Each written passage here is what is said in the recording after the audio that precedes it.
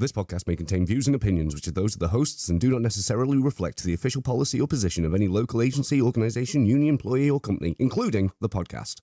All right. Welcome back, everybody. Thank you guys for tuning in every week. We appreciate you. Welcome back to Off the Clock Shop Talk. I didn't even say the fucking name in the beginning, but hey, you know, you guys know what you're tuning into. We appreciate you guys. Thanks for tuning in. Like I said, every week, we want those likes, those shares, subscribes. You know, we're going after subscriptions on YouTube. If you guys are following us on YouTube, hit that subscribe button, notifications, so you know when we post new shows. If you don't, we shoot for every Friday to release a new show, right, George? Every Friday. So every Friday we're trying to release a new show. We've been having a lot of guests on, and this week is not going to disappoint. We have a returning guest and a new one. Savas is onlooker today, but I'm not going to forget. We're going to make it a theme throughout the show. Fuck Savas.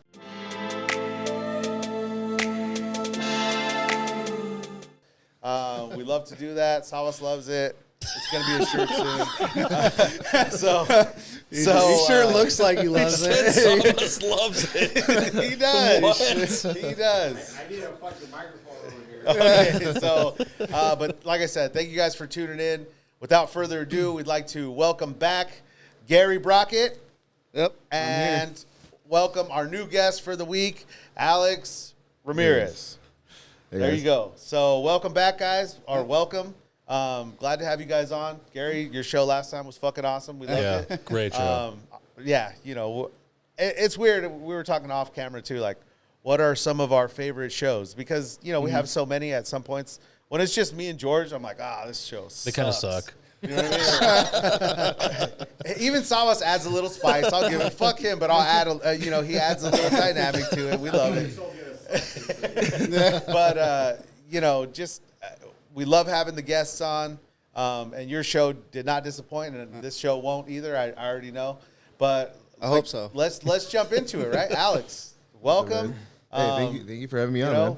Who are you, dude? What do you do? Where do you come from? Come out of CVS. Just got voted in again for shop steward. Last year they did a alternate election. Was fortunate enough to get that one. This year we did another one. I was able to get my full stewardship this year. So nice. Yeah, I mean, congratulations. Thank you. So Congrats. Alex Ramirez. Wow, that was a fucking tongue twister. Alex Ramirez, CVS shop steward out of local 952. I guess I missed a whole portion of the show, guys, but we usually do our cheers. Like we always say, we're off the clock. We're just hanging out. A couple guys talking shop. No big deal. Cheers. Cheers. Gary, thank you for coming on. Thank you very much. So, yeah, let's jump into it. What do you do? When did you start? When did you become a Teamster? Let's start there. I've been at CVS and a Teamster since 2016. Okay. I was a supervisor at some other warehouse. You were what? Yes, unfortunately, fuck. I know. But no, hold on. But my roots do start as a shop steward over there because I was a lead supervisor or whatever. But it was I was always against higher ups and stuff. I would go against them on a lot of shit. So you were one of those cool supervisors, as they say. He's like working for the man, but he was anti-man. One we could weasel information out of on the shop I was a floor. legit badass. I got suspended over there, even being a fucking supervisor and everything. Nice. So the whole thing was they weren't union, and I was doing a lot of the shit over there. And then the management had their guys coming in, and they were selectors, and they were getting paid more than I was, and I was doing the fucking. I was passing out the orders, coming in like 2 hours early. Same work. Yeah, You were working harder, probably. Yeah, so Most I was likely. like, after that, one of my buddies hit me up. So I was like, "Hey, CVS is hiring. Why don't you come down and put in an application?" So I went down and I did it, and then I threatened the management over there, saying like, "Hey, if I don't get a pay raise, I'm gonna jump ship, go to CVS." They're like, "How much are they offering?" I was like, $22 an hour, and they're like, "We can't pay you $22 an hour." See ya. No, so I was so I said, I was like, all right, well, you meet me somewhere in the middle. At that time, I was making probably like $13 an hour. Damn. Yeah. Damn, really? Yeah. 13 So bucks an I hour. told them, I was like, meet me in the middle. Give me 16 at least. And then they were like, all right. So they shot me 16. I didn't get hired on then. That was 2015. Then 2016, my friend hit me up again. Said like, hey, dude, we're really hiring. Put in the application again. So I said, fuck these dudes. Put it in. I got in. For the first year and a half, I was out in morning shift. And I didn't really get involved with the union then, and that was when we had the old administration, and Okay. I didn't really care for it. You know, Well, Gary's told us a lot about those times. Yeah. Yeah. No, I mean, what got Rough me- times. Rough times.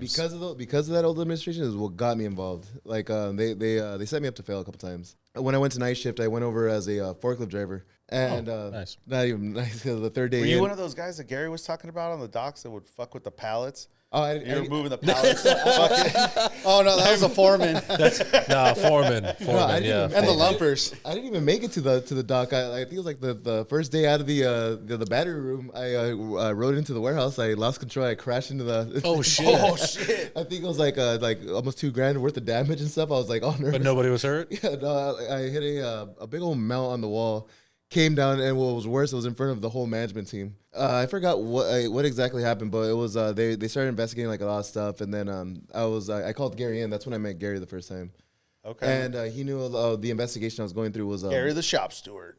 Yep. The first time I met him, like, cause they told me to go with Gary. He went in there. I explained what they were investigating me on. He knew it was bullshit, so he said, you know what? Right now, my hands are tied. I can't really do much. So call the business agent. Uh-huh. And so I called him the next day, and the guy was like, "Yeah, we'll fight for you." And I was like, "Oh, dude, I was like, hell yeah, you know." We'll bleep this out, but who is the business agent? Oh.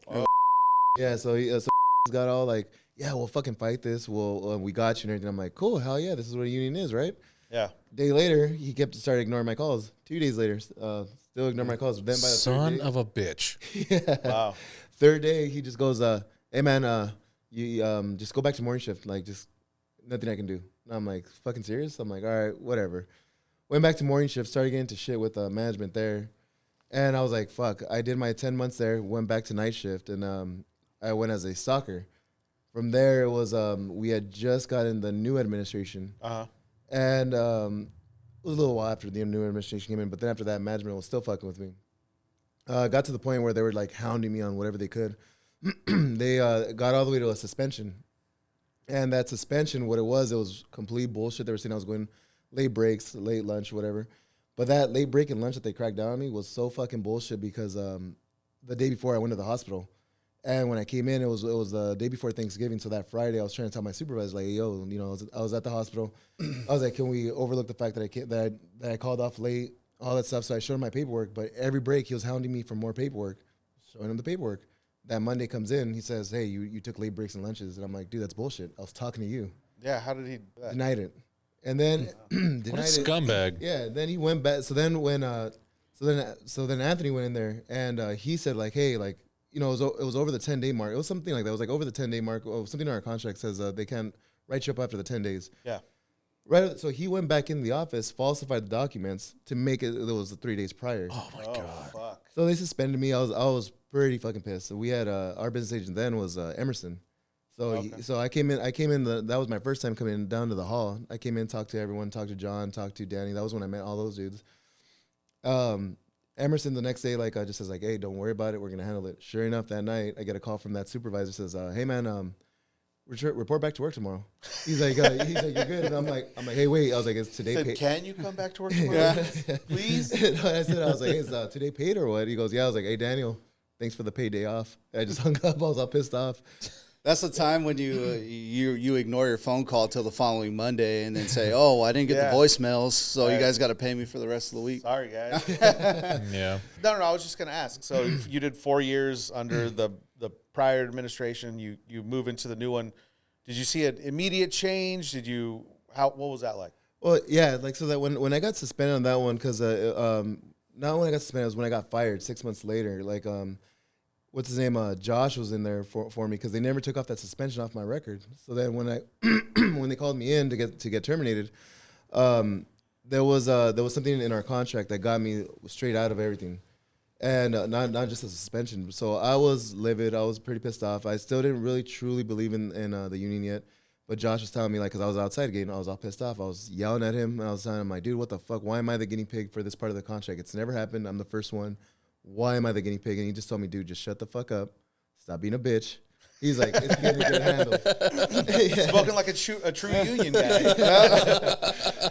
Yeah, and so then, and sure enough, 60 minutes to the minute later after that termination meeting, I get a call from the supervisor saying, "Hey man, we made a mistake. Come back to work tomorrow." And I was like, "What the fuck?" I was like, "All right." Fuck, you were all over. You were like a yo-yo.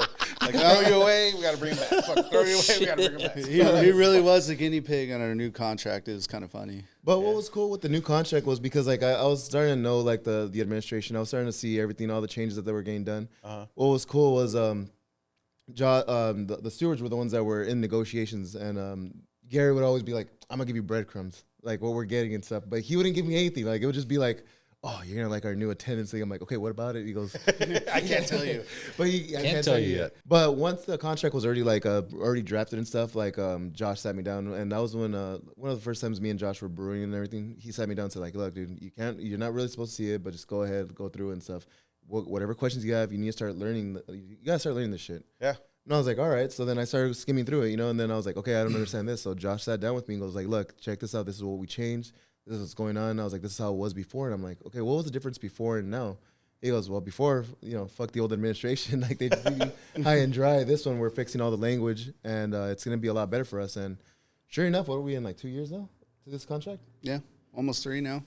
Almost Yeah, 3 years and- into the new contract. Yeah. Yeah, And Gary and- did talk about it a bit last time, and just the differences in the new language changes that hadn't been addressed in a long time. Us going through, UPS negotiations. The first time I've been in UPS negotiations, and it's a lot the same. We had a lot of the same questions, right?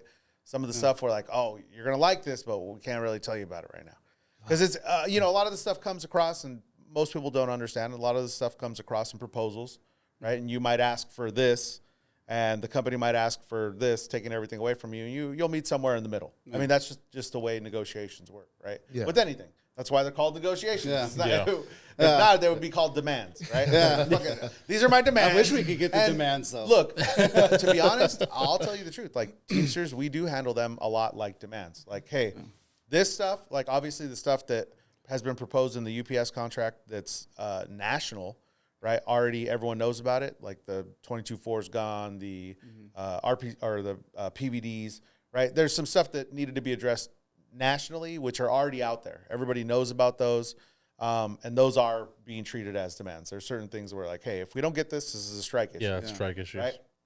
So those are more demands. But most of the stuff that you shoot for comes across in proposal form. And you might propose something, then the company's going to counter, and then you'll meet somewhere in the middle, right? Yep. You don't get everything. And that's one thing we got to explain to some people is, look, just because we want it doesn't mean we're going to get it.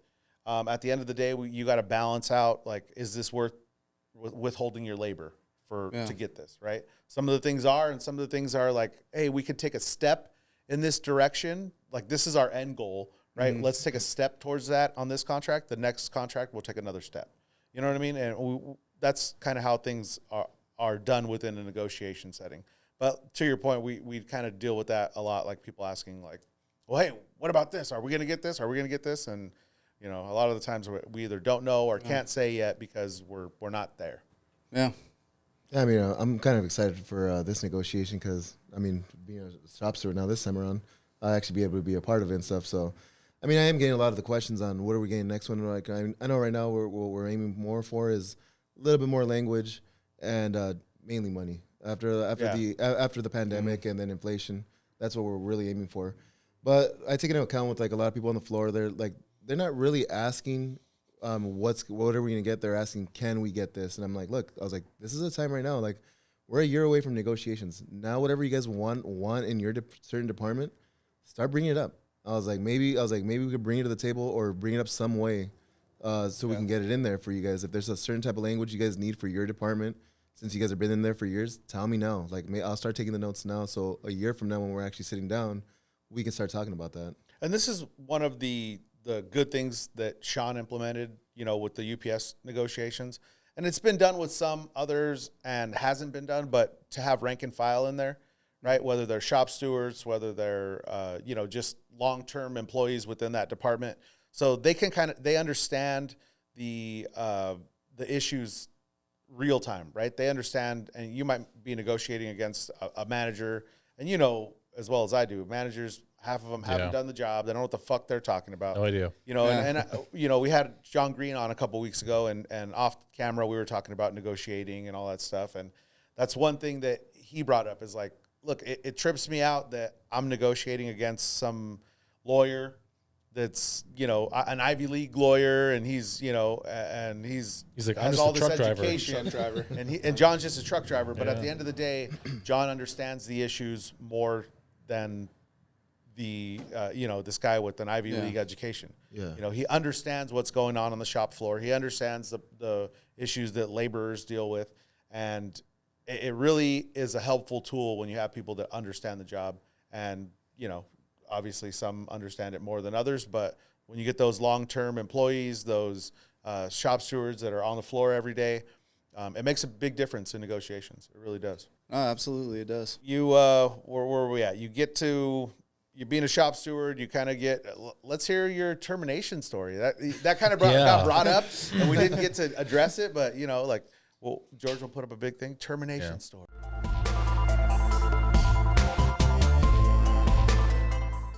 Termination story. So what happened when you got terminated? It was pretty funny. So it was really funny. So that month, the month before, I asked for a printout of all my write-ups. So I wanted to know where I was at, and I noticed that suspension never got taken off. So I told him like, hey, you guys got to take that off, and he was like, oh, we'll get on it. Never did. So then that May, I just happened to forget. I was cheating a little bit, and I like in stocking, you got to stamp your boxes to let them know that you're the one that cut those boxes open. But we just don't do it because it gives us a little bit more time, especially in the harder areas. So I admit it. I was like, I didn't do it. So I was like, so then they did a quote unquote random audit, and they went through all my stuff, saw that none of my stuff was stamped. They were gunning for you. Yeah, and so like the next day, my supervisor walks up and says like, hey man, can you grab your stuff? We're gonna go talk in the front office. And I'm like, what do you mean? And then he goes, we just gotta talk in the front office. I'm like, yo, I was like, am I getting fired? And he goes, we'll talk up in front. I'm like, hey Marcos, come on man. I was like, I ain't hostile. You can tell me the truth. Like, am I getting walked out right now? And he goes, yeah man. He's like, just grab your stuff and we'll go to the front. I'm like, I was like, all right, let's do this. Grabbed all my stuff. He goes like, damn, that wasn't the reaction I was wanting. I was like, you guys better have all your shit ready. I was like, everything better be on point. As soon as I walked in, Josh tells me they called him in. He's sitting there, and then his supervisor tells him like, hey, we're gonna terminate a guy. He's like, well, who is it? He goes, oh, we think you know him. And then he's like, all right, well, who is it? And they're like, you'll see right now. So then I guess him and his supervisor were having a conversation, and as soon as I walk through the door, Josh looks up. He goes, son of a bitch. he goes, I really have to fucking work for this one. So then we sat down, and I was talking to Josh, and then I was like, and then we're going back and forth. And so in our contract, it's progressive write-ups. It's every year.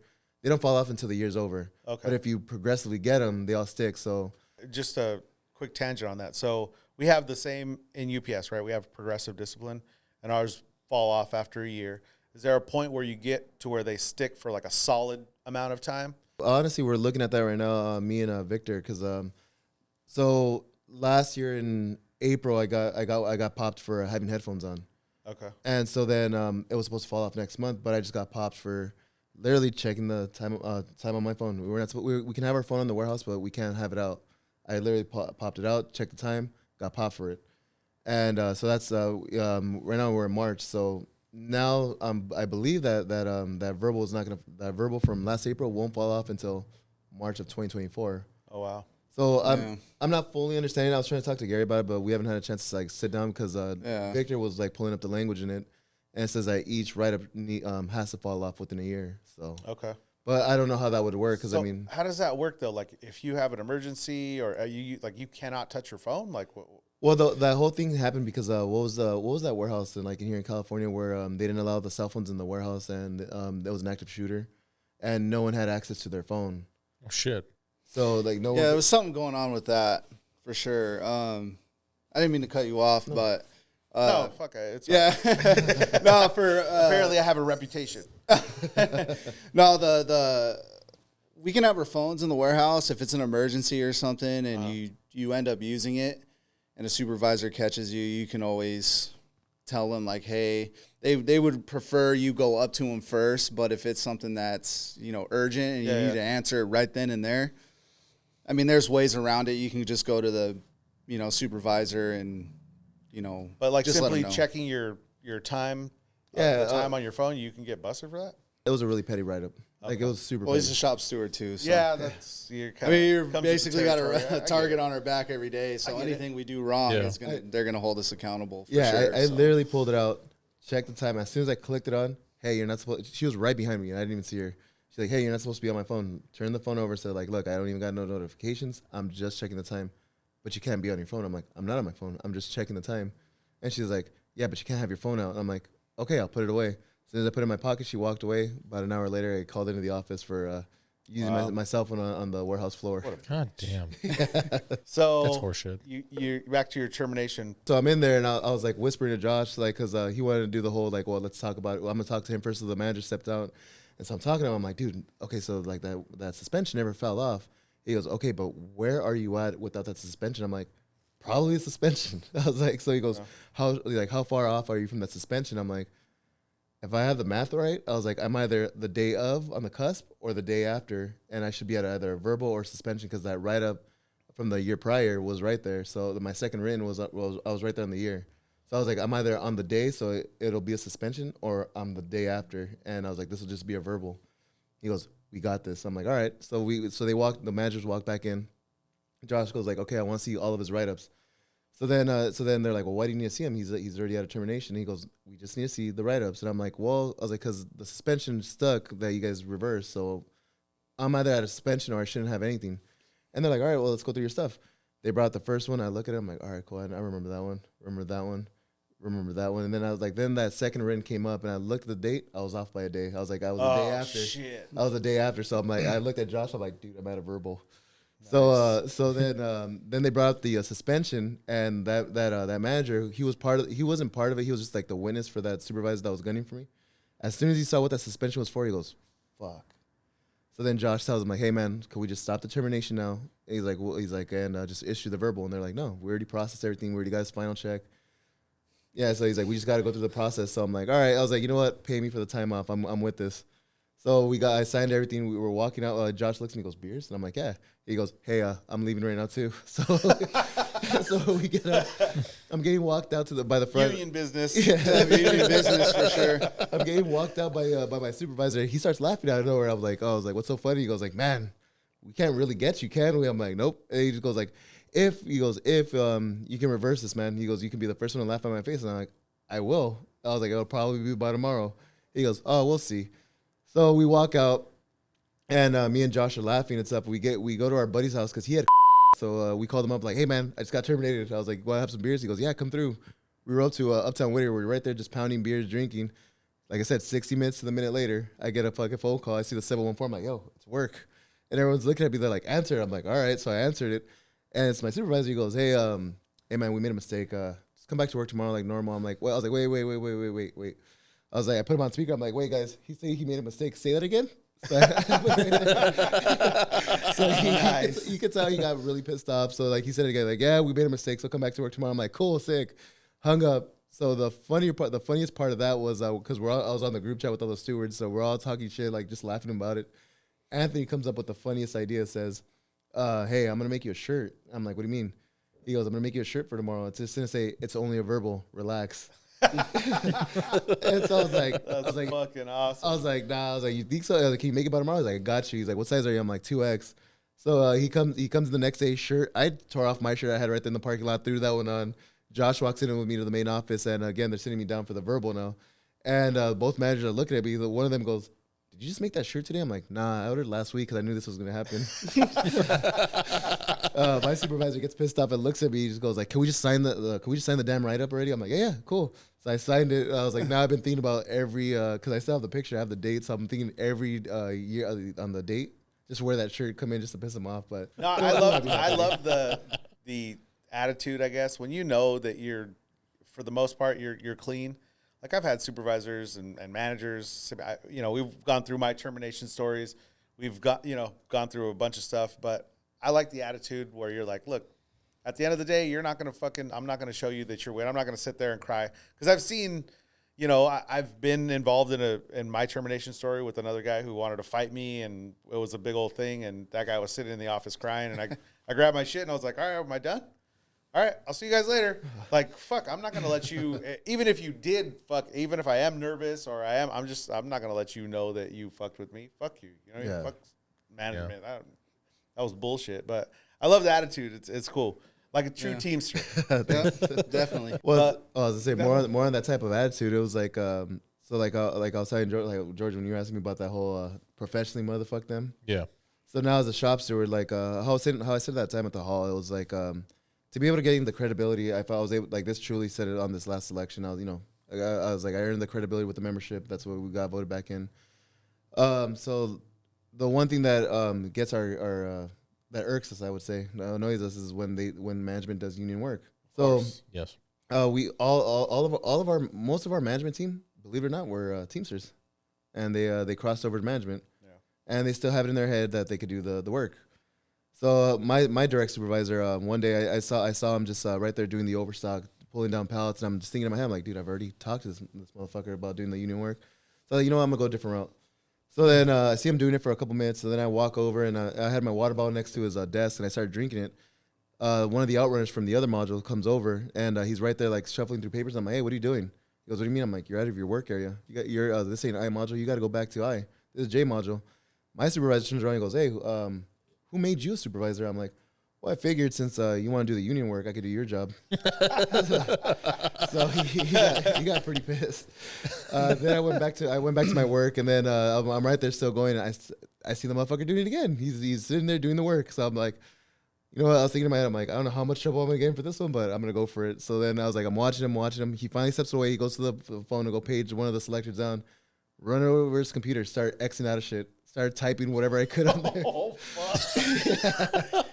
Solid. Yeah, he comes up and he tells me like, "Hey, what are you doing?" I'm like, "No, continue. You want to do my work? I'll just do yours." He goes, "All right, I get it." I'm like, "No." I was like, "Go ahead." I was like, "I'll help you with your work. You can help me with mine." So he got back at me. He got back at me that day. So I'm in there doing, because I do Riku putbacks or whatever. He comes up to me, goes, "Hey, I need you to put this back." Look at it. It's clear across the fucking warehouse. And I'm like, all right. So I walk my happy ass all the way over there. Then I'm walking back. He looks at me and goes, you know what? I forgot. He's like, there's all this other product that goes to that same exact place. I was like, no fucking problem. I like ours. So I'm walking back, and then that same day we have another supervisor. She was in another module, and she was doing the work for the stalkers. She was over there throwing boxes and stuff. So two selectors come down. They tell me like, hey man, like she's up there doing our work, like your guys' work. And I'm like, I was like, our work. I was like, all right. So I look on the side. I see her doing it. So I told one of the other supervisors like, hey, can you get her on the walkie? And they're like, why? I'm like, tell her to stop doing our work. Well, I'm not gonna put her on blast on the walkie. I'll just have her call me. I'm like, do what you gotta do. Just tell her to stop doing the work. So he tells her. Later that night, I see her. She's right there doing going through her papers and stuff. And I said like, hey, we gotta talk about a write up. So, and I was like, it's this girl, you know, like she believes that what she's telling me. We got to look at it a little bit more in depth. I was like, let's see if this write-up is even valid. She's like, oh, as a matter of fact, I got her stuff right here. She opens up her clipboard and she puts her notes aside. I look at it and I'm like, fuck it. I'm going to address it this way. So I started going, are these your work notes? And she goes, yeah. I was like, cool. So I started shuffling through them and she's like, hey, what are you doing? That's confidential. I'm like, no, it's fine. What are you doing? I'm like, it's cool. She's like, what are you doing? I'm like, well, I figured since you're doing my work, I can see what you're doing for your work, so I can help you out. She's like, I knew it was you that addressed that issue. She's like, well, it's not union work. I'm like, yeah, it is. And she was like, I was picking up boxes. I'm like, that's union work. Clean up? That's Yeah. union work. And then she goes, and she's like, well, I'm a manager, and my top priority is housekeeping. I'm like, what are you again? She's like a manager. I'm like, oh, I didn't hear that. I was like, what are you? And she's like a manager. I'm like, one more time. She's like a manager. I'm like, so that means you have subordinates that are covered by the CBA. And she goes, yeah. I'm like, have them do it, not you, please. And then she looked at me and she's like, well, and I was like, no. I was like, this could have been all avoided if you would have used one magical word. And I would have been like, hey, you got me. And she's like, what's the magical word? I'm like, see, if you don't even know it, then I was like, how do I know? She's like, well, what is it? She's like, what is it? I'm like, a safety hazard. She's like, oh, it was a safety hazard. You know, I was like, no. I was like, how was it a safety hazard? She's like, oh, one of the selectors could have tripped over that box. I'm like, oh, let me guess, would have fell over, broke his neck, and died, huh? And then she's like, you don't know. I was like, look, you had so many people that are under you. You have people that are up there. Have someone do it. You don't got to do our work. And she's like, duly noted. I'm like, look, I'm being serious. She's like, oh, so if I call you over here for a piece of trash on the floor, you're gonna come and do it? I'm like, I'd prefer you have me come over for a piece of plastic on the floor than you do it. Trust me, it's my work. And she's like, all right, I will. And Nah, they've been doing it. We've been doing all the petty work around the warehouse. Man. right now, they're not even coming for write-ups. They're like, say, like, hey, we have a spill over here, like 2 miles. You hear them on the intercom every night. Do you guys get? So do you guys have language in your contract that gets you guys paid? Do you guys file for that work? File for the hours? No, actually, we don't. Really? Like, I know you guys over at UPS have it where I think. Correct me if I'm wrong. No, we do. If a supervisor is doing union work, We they get file fined. for those hours. Yeah. And we get somebody paid for those hours. Oh, man, we'd love that language. So maybe that's something you guys can shoot for next contract. Maybe. You know, like I said, some CVS of the stuff is in a tough negotiations. cookie, You though. know, I mean, that's technically stealing work. So baby they're steps, right? Yeah. Baby steps. Well, I mean, like, I know James has told us already, like, if it's like something that's like, you know, a long period of time that they're doing and stuff, to add it up, and he goes and put it on that grievance, pay us for that fucking time. So, Yeah.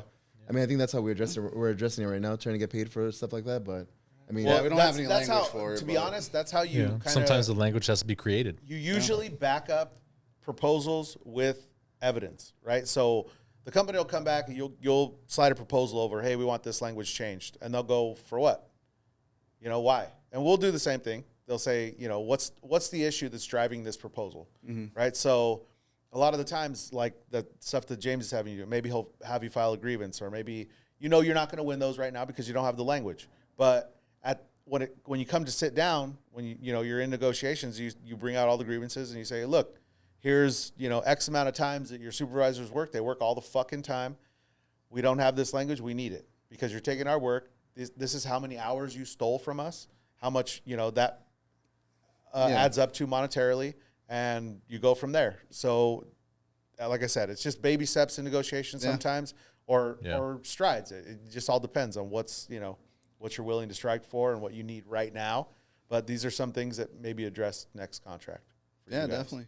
We talked about your termination stuff. I know Sawas likes to ask this, but what was like the catalyst? What not that you weren't involved before, but what like really drove you to get involved? Was it your willingness to stand up to management that kind of did it? Was it a specific incident?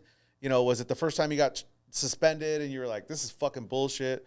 Like what was your catalyst to get you involved? I would say, yeah, it would be the suspension and the termination. It was just more. I was when I came to night shift, the guys that took me in right away and like made quick friends was the stewards. And on nights, we're like a close knit group. Like we're always together before work, after work, we'll hang out a little bit.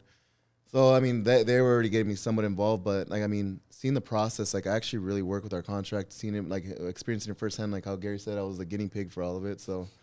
Hey, the language worked. Yeah, it's still here. So now to actually like firsthand see it, believe it, I was like the process works. I was like there's no other way to say it. So I mean, little by little, I mean, the fact that I was hanging out with these guys a lot of the members on the floor would come up to me, ask me questions. Half the time it would always be not half the time, like some of the times it would be like, I don't have an answer yet. I was like, let me go find out for you. I'll come back with an answer. So I had to go ask Gary, and Gary would always tell me, like, well, why didn't they come to a shop steward? I'm like, well, why is it always got to be a shop steward to answer these questions? Why can't a member be knowledgeable like myself? And he goes, you're right. So then he'd give me the information, and he started showing me a lot of stuff. Josh, Victor, all those guys started showing me a lot of the language, how to be more knowledgeable. So little by little, I started getting that reputation that, hey, if the shop steward ain't around, you can just go to Alex to ask him a question. Nice. So then when He read the contract. Yeah, it's something Like that John talked about, and Deshaun, who was on last week, they talked about how that's how they got started. They just started reading their contract. For John, he said he was just curious. Deshaun said his grandma was a unionist, and she just told him, read your fucking contract. Know what you're working under. And that's huge. Union work, like to get people involved, to keep people active, it's a lot of work, right? And I know there are unions out there and there are administrations out there that either complacency or whatever it is, they don't want to really put that work in. So the membership suffers, but it's like, it's not that they're not doing work. It's just, it's so much extra work to keep everybody involved and informed. And, something might be a catalyst for one person where they get terminated or whatever, but the guy next to them maybe hasn't. And he's kind of a little buddy with his supervisor. And, so it takes a lot of work to get people into that union mindset and whatnot. Obviously, that's the goal of our show, is to kind of do that. But that being said, we say it every week, is you guys are the union. at the end of the day, yeah, you might be a shop steward, but that member needs to be just as involved. He should be just as informed. He should know. And that was kind of myself. Like I wasn't a shop steward for a long time, and I would pick up on some of that stuff. I'd read a little bit of the contract. Our contract's like this big, so it's like reading the Bible. Yeah. But at the end of the day, when you learn, you can use those tools, and you can defend yourself. And you can protect yourself and protect others. Like you said, like if a shop steward wasn't around and you're a member and you know what's going on, you might get in that member's ear and say, "Hey, brother, like you don't have to put up with that bullshit." Yeah, I mean, there's all these rules. We got a few of those guys that are like that we have in there in a couple modules. Like they're very knowledgeable with the contract and stuff, so it helps out. So when the alternate election came up, I wasn't full on thinking about doing it yet. Like I mean, I was on the fence a little bit, but Gary came over and says like, "Hey, I'm gonna take you under my wing, do it." And he's like, "We need someone in the modules." Like, because we had coverage everywhere, but except we never had someone inside the modules. Yeah. So he's like, "Look, just do it." He's like, "I'm gonna teach you the way and stuff." I'm like, "All right." So like that's how he got sucked in. This is the way. Got sucked into the black hole. This is the way. This is the way. And now his life is consumed by union business. There you go. Get used to it, dude. It only gets worse. It only gets worse. For real. No, but no, that's fucking cool. We like hearing where you guys came from and what you guys are doing. So now, how long have you been a shop steward? Going on a little over a year now. Yeah. So you're an alternate. Now you just got voted in as a full steward. That's freaking awesome. So how many of there are you stewards in that shift? As of right now, we have 3.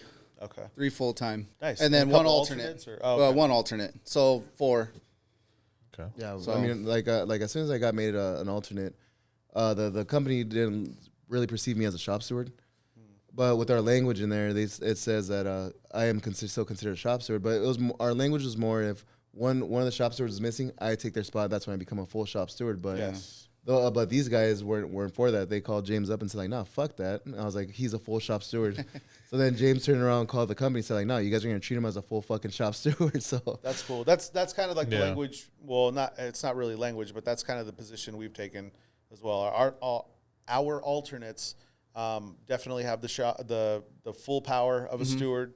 They can operate in that capacity. They are supposed to be like backups, right? Yeah. You have your main stewards, your 2 or whatever per center, and then you'll have an alternate or 2. People go on vacation and whatnot, so you got to definitely have coverage. But they have all the power of a shop steward. Someone grabs one of them, says, "Hey," we don't ever have managers say, "Oh, well, no, you got to get this." No, you don't have a fucking choice. This is who I'm using. He's here. He has all the power of a shop steward, and that's cool that they've taken that position. Because I did hear about, I know I think it might be a grocery thing, but same thing with John's guys, right? In Albertsons. Yeah, if you're an alternate shop steward, you really don't do anything unless somebody's gone. Oh, shit. Right? So you're just kind of an alternate. I guess we've kind of covered who you are at work, what you do, shop steward out of CBS, right? What do you do for fun, dude? Let's talk about that. Let's humanize Alex.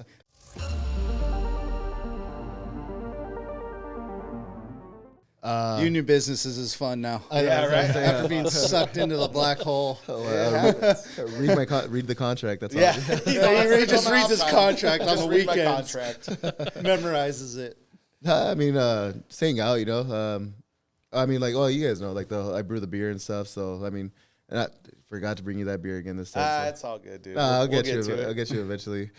That's like pretty much. I mean, just to go out with the guys and stuff, hang out at home and stuff, and brew beer.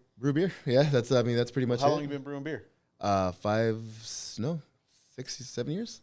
How'd you get into it? 7 years. What got you? I mean, other than the love of beer, because honestly, before. What kind of beer do you like to brew? Everything. Okay. I like going into a brewery, I don't like going to those big breweries like Stone. Like Stone. Yeah. I mean, Stone's still a little independent, but they're still a little mainstream. But they're way mainstream now. All the small breweries. Yeah. Yeah. So I mean, it's a great brewery, but it's like it's way mainstream. Yeah. So I like going into these microbreweries, and some of them I'll find some gems in there, like this beer's bomb. But then I'll find some beers where it's like it sounds bomb.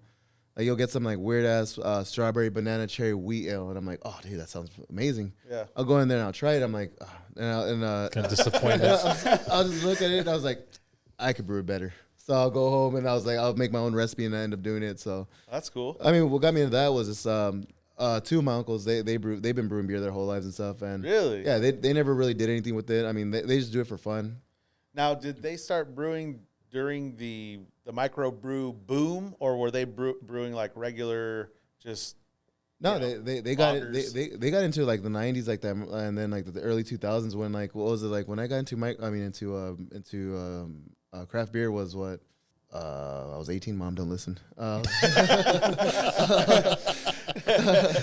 was 18 and I was like, well, that was like 09, so it was like really hard to go find an arrogant bastard. So like, Yeah. I'd have to make a day to go all the way to Pasadena just to find a Bevmo that carried it. So Wow, it's so funny. I remember Yeah. before that whole boom, it was hard to find. It was hard to find a those. good IPA. Yeah. You know what I mean? It was just everything was kind of watered down, and and so like when I was getting into it a little bit, I was just like, I just noticed like every brewery likes to do like an IPA. Oh, we got a Centennial IPA, we got a Galaxy IPA, and I'm like, all right, well, eventually they all taste the fucking same.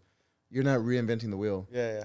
So if I were bringing in my recipe book, I got like about 54 of them already. It's like if I go through them, like every fucking IPA has something in it. Every stout has something in it. Everything.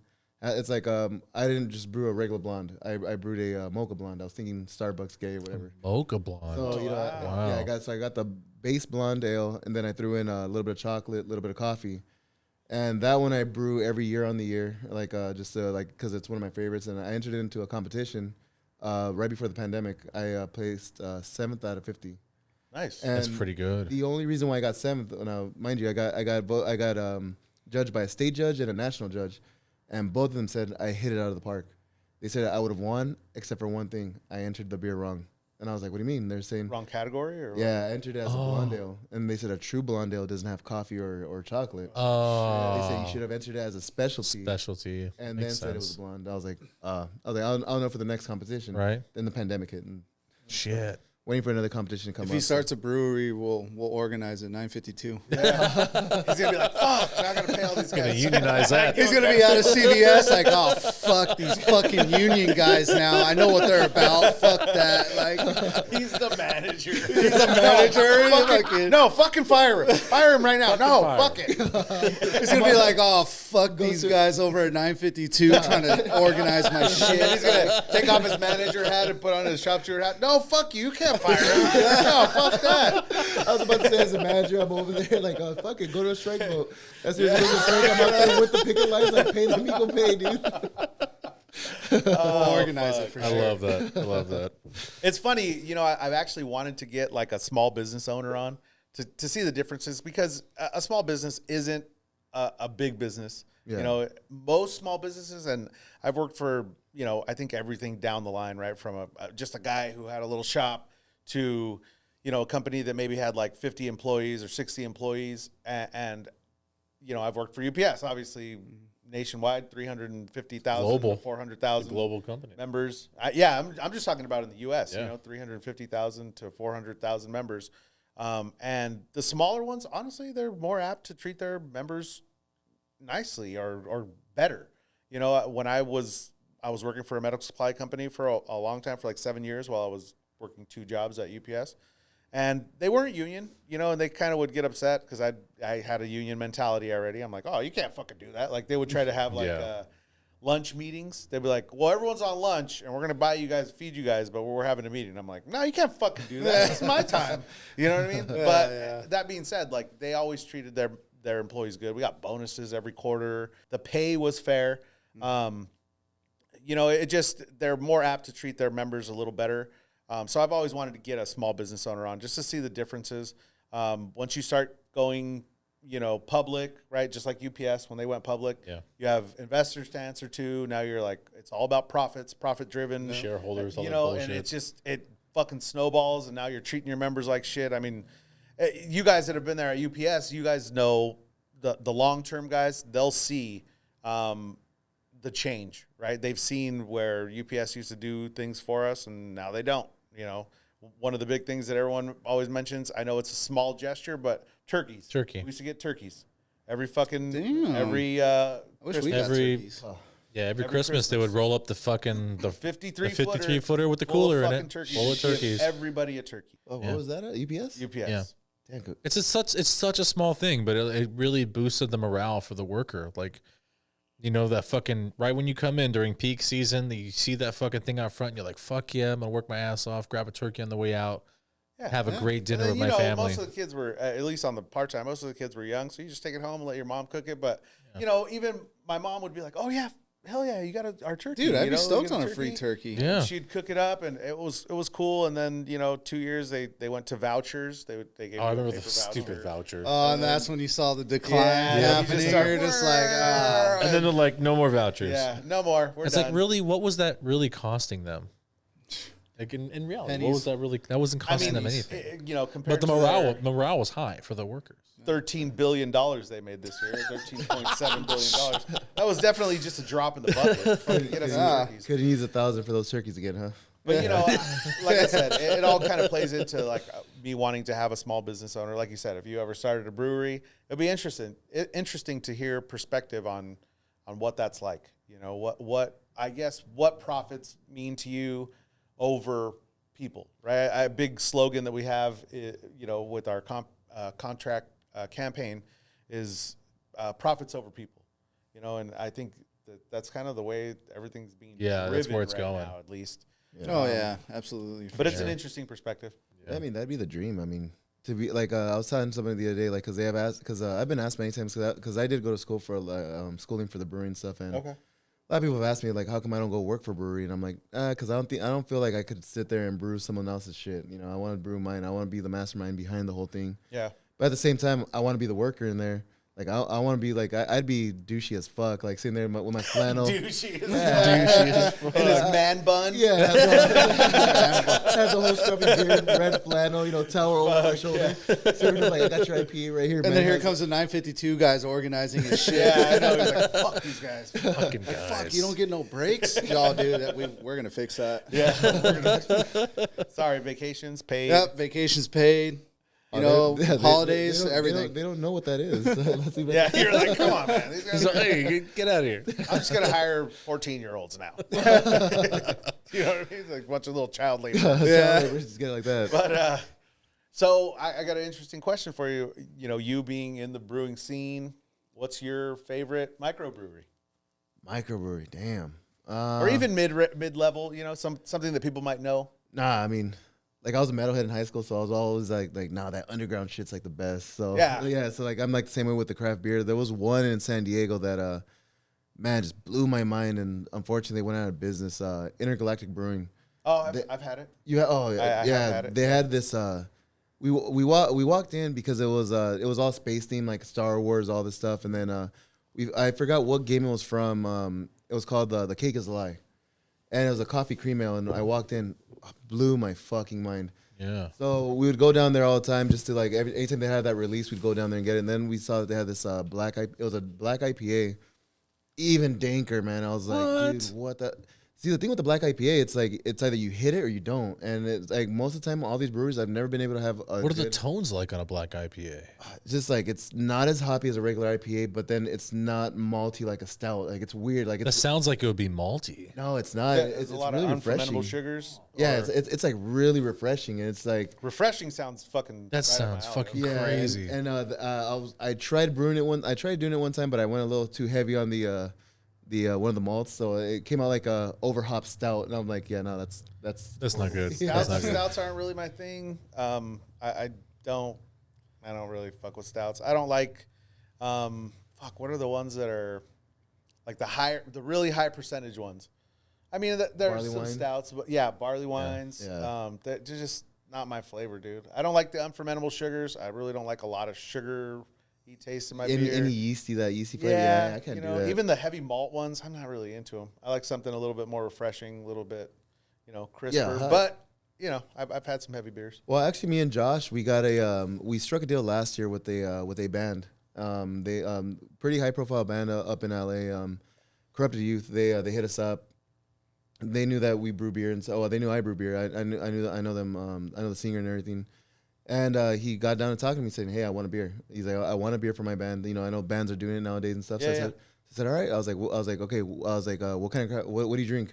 He goes, "Modelo," and I'm like, sick. Okay, what kind of, I was like, what kind of craft beer do you drink?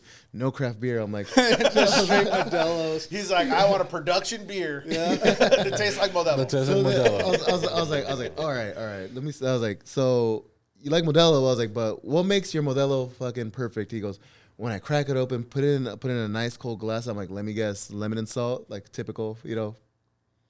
So I was like, sorry, We'll bleep that out. Yeah, we'll have to bleep that one out, dude. I just had a member fired for saying that. Oh, shit, so I was like, all right. I was like, how about this? I was like, I won't make you a lager because lagers take fucking forever and they're hard. I mean, I could do it. It just, but I was like, I'll do a Mexican ale. It's a little bit more heavier. And then he goes, okay, but what's gonna make it? How's it gonna make it Mexican? I'm like, hey, hang on. I was like, I was like, I'll do everything like almost the same, like in the range of a Modelo. I was like, but how about this? How about if I put some lemon zest in there and some sea salt? So when you crack it open, it's already hit there. It's already hit. Yeah. Yeah, and he goes, "Can you do that?" I'm like, "Of course I could do it, man." I was like, "What the hell?" So then, that was like in December. And I was like, "All right, I need at least 6 months." He goes, "Why 6 months?" I need 3 weeks to do a test batch, and then 3 weeks to brew it, and then try it out, show it to you guys, and then I need to know how much I'm gonna do, like 10 gallons or whatever. And he goes, "All right." And I was like, "We made an agreement by like June of last year." He hits me up in fucking at the end of January, right at the start of February. "Hey man, I need that beer by March." I'm like, "Dude, I haven't even brewed it." And he goes like, "No, I need it by March." So I looked at Josh. I'm like, "Yo, like, how are we gonna do this?" And he goes like, "Well, what do you have in your book?" Went through it. There was a beer we brewed like the year before. It was a jalapeno lemon ale. What? Yeah, it was habanero lemon. I'm sorry, habanero lemon. That's awesome. And it was dang. Sounds good. Yeah, Yeah. It tastes like a Mexican ale. So I was like, "Dude, I'm gonna use that one. Screw it." So then I was like, "We'll just take out the habanero, add the sea salt." So then I called the guy. I'm like, "Hey, how much do you need?" And he goes, "At least 10, at minimum 10 gallons, 15 gallons." And he's like, "It has to be bottles and everything." I'm like, "Shit." Like, Damn. when's the show? He goes, it wasn't even a month. And I'm like, "Dude, I need 3 weeks just for the fermentation." And he goes, "Get it done." I was like, "Shit." So we sat there. I'm like, I don't think you really know how this shit works. Just do it. Ferment the shit yourself. I don't fucking know. we were like shitty because we did the 3 weeks, got it down, and then like we only had a week and a half, and it takes 2 weeks to carbonate, and we're like, we're gonna roll the dice. So we just like we carbonated it. We let it sit out like in room temperature because you have to really leave it in cellar temp for it to carbonate properly. But if you want to speed it up, and it'll maybe fuck with the flavor, but if you do it in room temp, so we just did it room temp. We're like, all right, let's get this going. We got it done. We get to the show. So here's the way I put it to Josh. I'm like, "Hey, it's at a festival. It's a big thing. It's called Circuit to Discuss. It's gonna be a lot of fucking people. It's the 5th festival they've had. They have over 5,000 people there." And he's like, "All right, let's do it." So we get there. The thing that I failed to explain that it was an underground show. So it was at a burned down warehouse, and it was about 3,000 people. And Shit. he was at the shop steward dinner that night. So he had me take his 14-year-old son with me to go sell beer. Wow. So, Take him. Child labor. Take him, We're not. fuck it. Child He's labor. not union. Just He's fucking not take union, it. dude. See, that's why we need He's to organize it. non-union. No breaks. Yeah. No We need breaks. to organize it. I don't care if you have to take a piss. Sell that beer. His kid got freaked the fuck out. Like he walked in and he goes, "What the fuck is going on here?" It was like a bunch of people just drunk, raging and stuff. And he said to Josh, like, It's "Dad," such the worst atmosphere for that. yeah, he goes, "Dad, when are you gonna come?" And then he goes like, "I'm on my way, son." He gets down to South Central. He goes, "Where the fuck is this festival at?" Yeah. So he's looking around. He comes into this burned down warehouse. He goes, "Dude, what the fuck did you bring my son to?" I'm like, "Hey, you said to bring him." Yeah, I needed help. I mean, we sold out. I mean, we did really good. We got a lot of recognition out of it.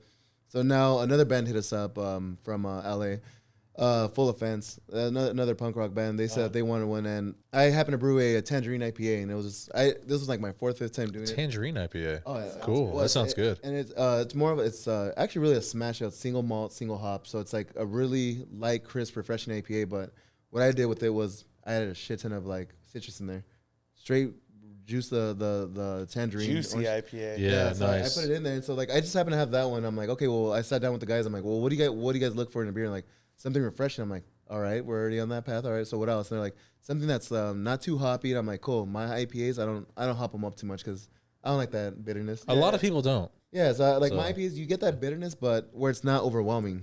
Yeah. So then I was like, all You right. want a nice little snap, not Yeah. not too much. Yeah. So then I sat there. I'm like, all right, I got this beer right now. So I pulled it out. I poured everyone a drink, and they all sat there and like, dude, I can see myself drinking this at a backyard gig. I'm like, sick, all right. So they're like, all right, well, when can you get done? So right now we're talking about doing a show in Pomona, I believe, at the end of April for autism awareness. And they're talking to the bar. So this one, actually, I told Josh, hey, don't worry, this one's legit. Like, it's actually... Yeah, he's like, it's going to be a nice place, dude, for autism awareness. Yeah, so... It's not a burned-down warehouse. We're going to do that. Characters up in Pomona. It's an autism awareness punk rock show. It's going to be a couple big bands there. So right now they're in talks with having the beer being put on tap so we can sell for them and stuff. So Nice, dude. Oh, that cool. that one I'm excited for. Well, congrats. I mean, Congrats, that's, yeah. Thank you.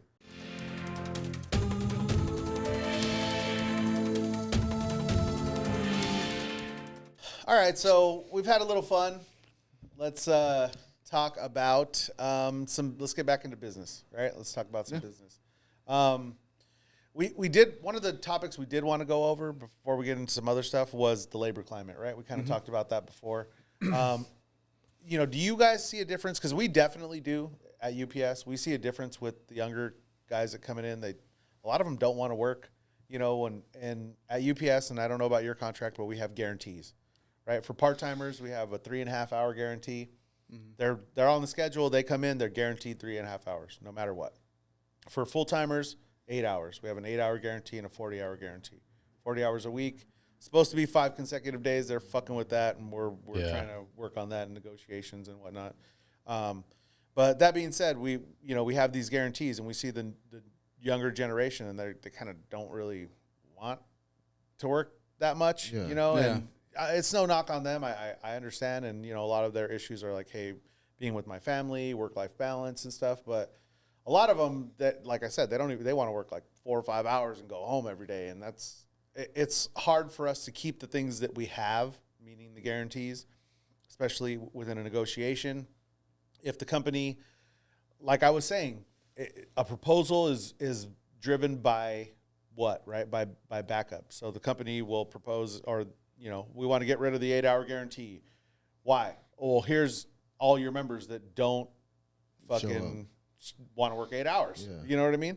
So that being said, do you guys see a difference with the new generation coming in, the younger kids? Like, I do a little bit, you know, as far as the labor climate or the temperature. Yeah, I think it's heating up. I mean, I see it more on social media now, especially.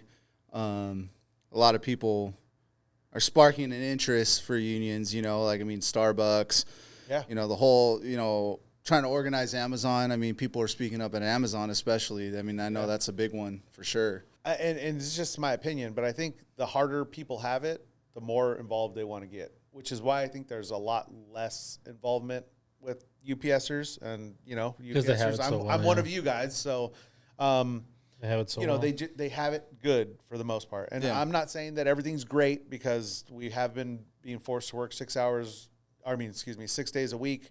You know, when we have a 5 consecutive workday language, but it just comes down to, like, the people that struggle the most and have to fight for the most are willing to fight harder.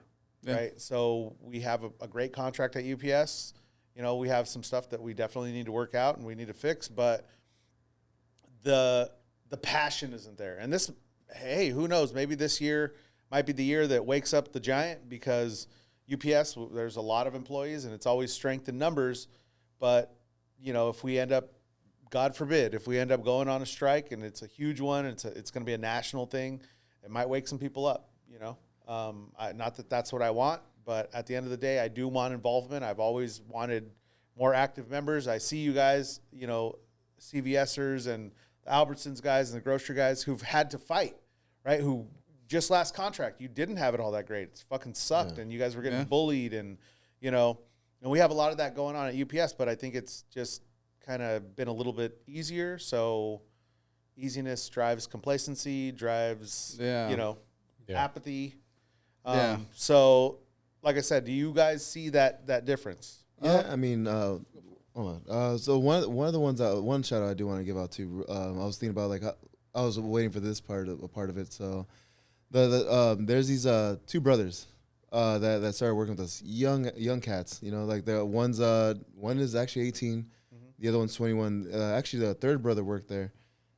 So I met them through the first brother that worked there. He was he had a hearing problem. He had hearing aids in his and he was working there. He got termed during his 90 days because the hearing aid ruptured in his ear. Oh shit! Wow. Yeah, and he had to take a couple of days off and stuff. And company was so fucking cutthroat about it, they termed him. And I was like, Fuck that. yeah, dude. And Because his hearing aid blew up, yeah, like he had to go to the hospital, get it out and stuff. And there was no sympathy there. They were just like, "You're out." yeah, they're like you can't call out during your probation. You get 3 strikes. That's it. He called out, I believe it was 4 or something like that. And it was really hurt. Like I took it really personal because I was like, dude, come on, man. I'm like, the kid like stride. I think he's like 19 or something like that. All brothers like 18, 19, and 21 or something like that. And this one, he like it hurt me because I was working with them all the time. He busted his fucking ass to get that 100%. He qualified everything, and he was excited to be there. Then that happened, and I was doing everything I could. Like I was like, calling James like, hey man, can we do anything? He's like, unfortunately, he's at will employee, and like it hurt, like it hurt. I couldn't do anything for him.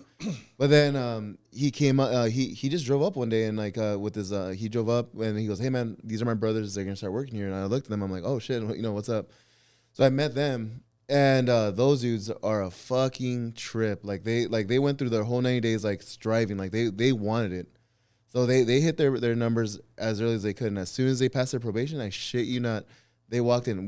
None of us gave them any Teamster gear. They walked in with their own fucking Teamster gear. No shit. 91st day, they walked in, Teamster hat, Teamster sweat. Actually, the sweaters where I got it from them and stuff. They got a printing press at home, I guess. Yeah, no, they walked in, Teamstered out. Fucking management took one look at them like, what the fuck? And like, yeah, no, they fucking loved it and stuff. And so the shout out for them is Matthew and Willie. Like they're them two. Like I see them like the way they work and stuff. And like I started telling them, get involved, man. Come down to the hall. So they went to when Sean O'Brien was down here for the when they were swearing us in. So I explained it to them what was going on. They got fucking hyped as fuck. This is how hyped they got. They got there. They ended up talking to Sean O'Brien themselves. Like I didn't even introduce. Like I picked them up. I didn't even introduce them. He just went over. They went over there on their own. Started talking to him, and apparently Sean O'Brien has a shoe collection, which I didn't even know. Yeah, in the shoes. Yeah, so like I didn't even know that, and they were That's right cool. there. I didn't know that. Yeah. Yeah, they were right there looking at his shoes and stuff. They were so hyped that they actually went down to the desk with Maria. They ordered their Jackets. their jackets, their windbreakers. I don't even have a fucking windbreaker yet, and they already got one. Yeah, for same. me. No, If you don't have a windbreaker, you're not patched in. No, no. Then they seen Danny with his Letterman, that leather Letterman jacket. They got so fucking hyped on it. The last membership, they want to go order it. Fuck. Yeah. Damn, That's quite hardcore. pricey. Those Letterman jackets are pretty expensive. Yeah, no, they went Damn, for that's it. hardcore. And I was able to. So then the other brother got termed. He actually went over to Albertsons, and he couldn't pass the 90 days because apparently they have the headphones where they have to just select the orders. He couldn't make it, but they weren't so cutthroat about it. They actually said like, hey, well, we're not gonna let you go because of your disability. So they put him up in sanitation. So the meeting after Sean O'Brien, he showed up, and from what the 2 other brothers I work with, they were making fun of him because, all the Albertson guys were over there saying hi to him, but he wouldn't get out of his chair. But as soon as I walked in, it just like lit up his day. He just got up out of his chair. He was like, "Yeah, we saw this motherfucker like storm through the crowd." Like, "Hey man," I'm like, "Yo, what's up, dude?" But like those kids, man. I mean, like I would want to see more of that. Like I mean, like they want to thrive for like how like on the ride home after the Sean O'Brien thing, those 2 brothers were asking me like, "Oh, how can we get on the path to be a shop steward?" I'm like, "Hey man, start reading the contract." Start getting knowledgeable. And then get sucked into the black hole. Yeah. It'll Like happen. me and Alex here. It'll happen. Yeah. Yeah, I mean, like if we could see more of that in the warehouse, I mean, it'd be great to get that climate a lot better in there. So. Yeah, like you said, I mean, and that's really, it is the goal of the show. It is to change, and it's not just UPS. Obviously, we got some CVS guys on. It's not just UPS. It's not just, it's not just the Teamsters. It's union involvement in a whole. It's worker power. That's what we want. You know what I mean? We want to see workers out there that are driving these businesses, making these businesses money, have them be compensated where they can, make a good wage. The middle class, we want to bring back, a strong middle class, right? And I see the corporate America and even a lot of the politicians, they're kind of driving towards the high class and the low class, right? They don't want a middle class, right? Nope. But we want to see that. And one of the things that I've kind of said about Sean, you know, one of the things he said was that he wants to bring back the household name of the Teamsters. Like where, you know, you say, hey, I'm a Teamster. And, oh shit, you're a Teamster. Okay, well, I know what a Teamster is. I know what you guys are about. I know, you know, you guys fight for worker power. You guys make sure, you know, people are getting compensated fairly, all that stuff. But that in itself is like fucking dream of mine. I want to see people know exactly what the fucking Teamsters are. You know, we told a story a couple weeks ago. Me and Sawas were in Florida, and some lady, you know, she was like, oh, that's cool. I like your jackets. What do you guys do? You guys work with horses? We're like, fuck, no, we're fucking Teamsters. But, you know, we want to bring that back. Like, where we're like, dude, and that vision of Sean's is one that I'm 1,000% for. I'm like, let's bring back that household name. Let's bring back the Teamsters. Let's bring back unions. Fight these fucking corporate giants like Amazon that are fucking everybody over. And, you know, I mean, even, I don't understand it. I guess corporate America works with each other, but, you know, like UPS gives them mad discounts on shipping. They ship shit through the post office basically for free, which in my opinion is a government subsidy. You know, they fucking are just making money hand over fist, and they're kind of helping each other out. So we have the numbers. We're the laborers.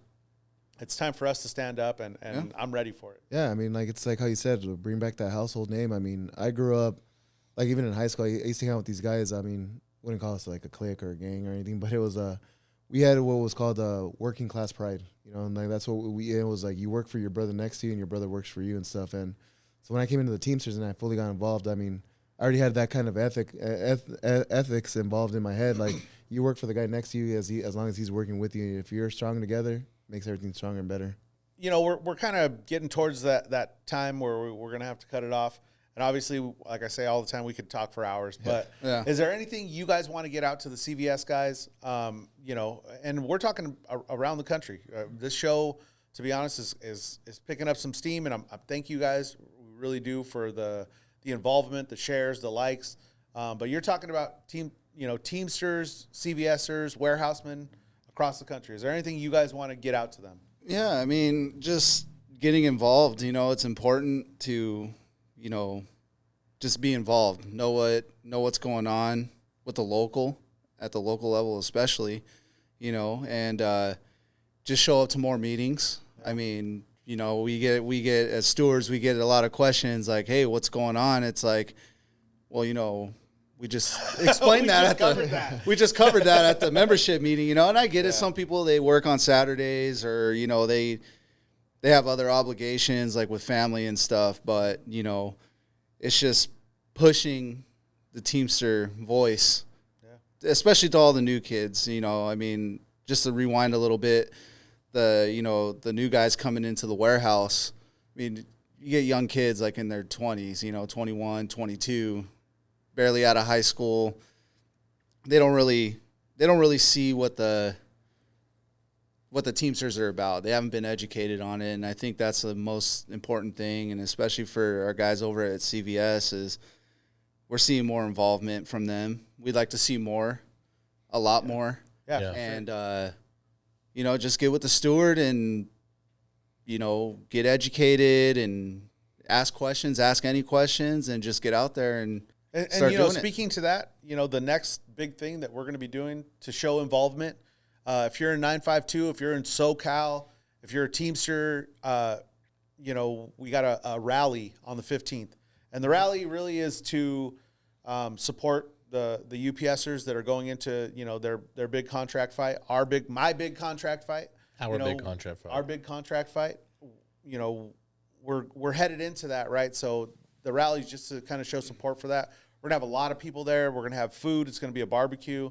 That's the next big thing. So if, like Gary said, if you want to show your involvement, if you want to get involved, kind of be updated, because they're going to give us some contract updates. They're going to, you know, we're going to talk a little bit. Come on the 15th, April 15th at 140 South Marks Way.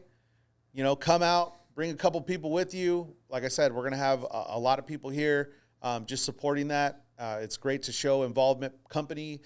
Companies watch, corporate America watches involvement, union involvement. Like I Absolutely. just saw an article that was put out. For California, our union numbers are up, and I mean in a whole, right? All the unions, and that's what we're here for, right? I feel like it's picked up steam in Orange County a little bit. Yeah, I mean, I feel like Orange County has a big labor movement for sure. yeah. We're getting there. Yeah. I gotta give credit where credit's due. Eric Jimenez has kind of came in and really changed the things for culture. 952. He covers everything for Orange County for for the Teamsters. But that being said, it's just I agree with you. There's more people that want to get involved. It's just about getting involved. One of our older guests, Carla Schumann, kind of said something that struck a chord with me a bit, and it was that people are waiting to get involved. You just got to ask. So that is really what we're asking for, is for you guys to get to the guy next to you that's on your module or on your pin or that works, the driver that you park next to, whatever. You get with him and tell him about the show, tell him about what's going on at his local. Really increase that involvement and participation. That's what we're looking for. To add on to like what you were saying too, it's like Eric Jimenez is changing the culture around, especially like 952 speaking in a lot of big volumes right now. And one of the sayings that he, to me, I feel like he made big was united we bargain, divided we beg. Yeah. So it speaks a lot of volume, especially with the UPS, like negotiations coming up. It's like their strength in numbers. And like the one thing that we're preaching right now at CVS with the negotiations coming up pretty soon, it's if we're all together, we're going to get what we want. But if we got anyone crossing that line, it's going to kill us. Like even if it's one or two that are crossing, we got to do everything together. So as long as we're together, we're strong, we're united, I mean, we can take down whatever corporate America wants to bring, and we'll bring up what we need and what we want and get our right. What were you saying earlier? Like it's That's your demands. Yeah, demands. Right? It's like, it's not negotiations, it's demands that we're gonna make. So Yeah, there's some things that are going to be demands. We're not backing down on these ones. Like you said, we're just looking for that involvement. We're just looking to get people excited. We want you to be excited. This is your life. This is, and a lot of younger kids might not think about that, but this is your future. There's a lot of jobs are doing away with pensions, all that stuff. And you might not see that now coming into the workforce, coming into the labor movement, but it's there on the back end. It's something that you should ask your shop steward, your business agent about. What benefits do I get on the back end? We need more involvement. Like Sawa says, invest in yourself. You Invest are in the yourself. fucking union. You are responsible to some extent for informing yourself, for getting yourself ready to go. You should always be ready to strike any contract season. It doesn't matter if it's a big one or a small one. You should be ready because you're going to have some demands, or it could be the other way. You could be a little complacent and the company wants to take everything from you. And then what do? You have a choice. You stand up and fight, or you be a little down and bitch beg, and yeah. lay down, right? I mean, for real. It is what it is. You could lay down and give everything away and be like, I'm sorry to say, like the Amazon workers, where granted, I don't think it's just them laying down, but they've been, it's a slave labor force, dude. It really is. Well, that being said, I appreciate you guys coming on. Always. Thank you for having us on. Gary, thank you for coming on again. Thank you for being again. Alex, Round two. hopefully we I mean, can have you guys back. He was our first person in this studio. First return guest. First return guest. That's me. Thank you.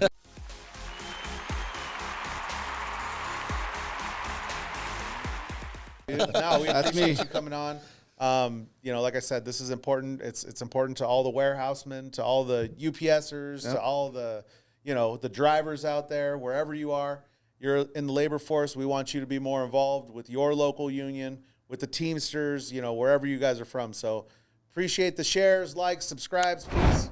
Word of mouth is the number one thing. We appreciate you guys sharing. Share on Facebook, share on Instagram. We got the Instagram page up now. You guys should see that. Check it out. It's OCST952. You got anything else, George? Oh, email us at ocst.000@gmail.com. Put in whatever you want there. Comments, questions, concerns, anything, pictures. Just a friendly fuck Saba fuck Saba. stuff.